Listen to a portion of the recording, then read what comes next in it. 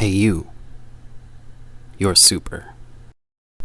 Hey everyone, Merch Hunter Ricky back, and I just want to talk a little bit about how, the final fight of Luffy versus Kaido on the raid of Onigashima kind of felt just a little bit lackluster. It was a great fight. I don't want to take away anything from how amazing of a feat Oda achieved of capping off a very long arc and settling it in a way that obviously everyone can feel a little bit proud of Luffy for.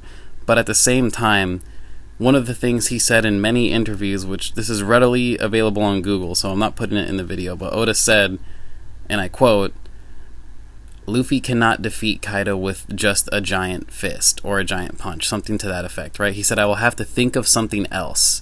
And what did we get as one of the final moments of the Luffy vs. Kaido fight? A massive fist, the Bajrang gun, and yes, that move was awesome, but what did it devolve to, realistically? Was it a giant fist hitting Kaido? Actually, no, scratch that. Was it a mega, ultra, awesome, huge, gigantic, giant fist? I don't even know what else to say about it other than it was an island-sized fist that hit Kaido. So, obviously something happened along the way to where Oda felt that he needed to just I wouldn't say go back on his word, because obviously other things happened to lead to the defeat of Kaido, but realistically what happened was Luffy punched Kaido with a big fist and won, and that's what he said he wouldn't do. And I'm not hating on Oda at all. I'm not saying Oda's lost it. I'm not saying Oda is no longer Goda. I'm just saying something else should have been the reason Kaido went down, and I just don't think that having it be literal gigantic fist time was the way to do it. And when you go back and look at the panels specifically for Luffy vs. Kaido, it kind of just feels like a swing fest. Nothing really was gained. And don't get me wrong, I'm not hating on Luffy, right? I'm not hating on Kaido, although I'm not the biggest fan of Kaido, but that's no offense to Oda due to his implementation and structure and backstory given for Kaido. All of that, those three things, I don't think Kaido was implemented well. I don't think that the structure of Kaido's story was shown very well, and overall his backstory just pissed me off, straight up. What we have to take home, you could say, from the raid on Onigashima is that Kaido was a pretty grand opponent, yet a massive pushover. And by no means am I saying that lightly. It's just, this is what happened. Kaido and Big Mom messed around, and as a result of being stupid, they found out. Luffy and the crew jumped right in on their party and destroyed them. And I actually am a very big supporter of that. Kid and Law versus Big Mom was a great fight, and personally I think Kid did way cooler things than Law. Law did amazing, don't get me wrong, I love Law, but I personally like getting to know Kid a little bit more throughout the fight, and I liked his fighting style. A lot of people were like, oh, he just threw big animals at Big Mom and big metal structures, but he did a lot more than just that. He shattered her bones, and he led her, her penultimate blow was done from Kid. Whatever that beam was, I forgot the name, but he destroyed her, let's be real. And I love what Law did, all of his awakening moves where he was piercing her from the inside and shit, that stuff was very cool. It's just that's what we've come to expect from Law. So having no expectations of Kid, I felt a little bit more impressed with the weird style that he came up with. And it's not that I hate Law, it's just that I found Kid's fighting style to be more interesting, is all.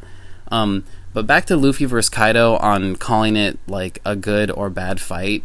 The problem with this fight in general, like I said just a little bit ago, is that it really felt kind of almost like a Pokemon battle, where we had it's your turn, now it's your turn. Alright, Luffy, you may hit me now. Okay, Kaido, I'm gonna hit you too.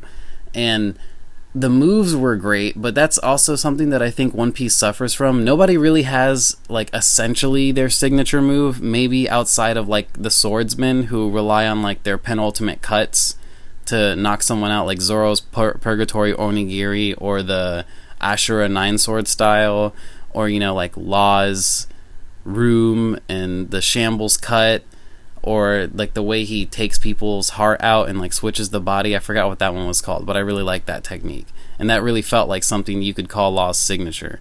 But at the end of the day, what really upset me about the Luffy vs. Kaido fight is that I really felt like we were owed a little bit more, and I feel like Wano as a whole suffered from fatigue, not only from the fan base being tired of being there for so long, but I think Oda had too many ideas. And I think the fact that he had to get his editors to step in, I forgot where I saw that, I'll try and put it in the video if I can, but somewhere I read that his editors had to step in and say, like, quit putting all these ideas in Wano and wrap it up. Like, you gotta wrap the fight up. And I think that's why we ended up getting Big Fist time. And again, the Bajrang gun is a great move, but it does not feel like a deserving finisher for someone on the level of Kaido, or that Kaido was supposed to be. I have a video about how Kaido is actually quite lame. If you want to check that out, go ahead. But again, it's not that I'm saying that Kaido is like the worst character ever. I just think he was the worst Yonko, because all he did was sit around and drink. The day that he thought he beat the Ninja Pirate Mink Alliance was the day that they successfully pulled off the raid, because he decided to throw a party instead of just simply look out the goddamn window and see if the fleet of the Ninja Pirate Mink Alliance was destroyed. Instead, while partying, he got ran up on, having to fight upwards of 12 plus men on his roof. And what he did against the 9 scabbards, fantastic. That is how you go out. That is how you start a fight. You get stabbed by 9 people in a row, you get shot by Izo, you fight them on the roof, and you destroy them all effortlessly almost, and that was a great start. But then to me it just kind of goes downhill. When Zoro tanked the Hakai from Big Mom and Kaido, I genuinely was like, okay, Zoro should be down and out. And I like the way that they had to give him that weird mink medicine to make him come back to the fight. Like that brought it back for me. I kind of felt like, okay, so there is some vindication here. He wouldn't be standing without the medicine, so that's fine. But then again, we're talking about Luffy versus Kaido.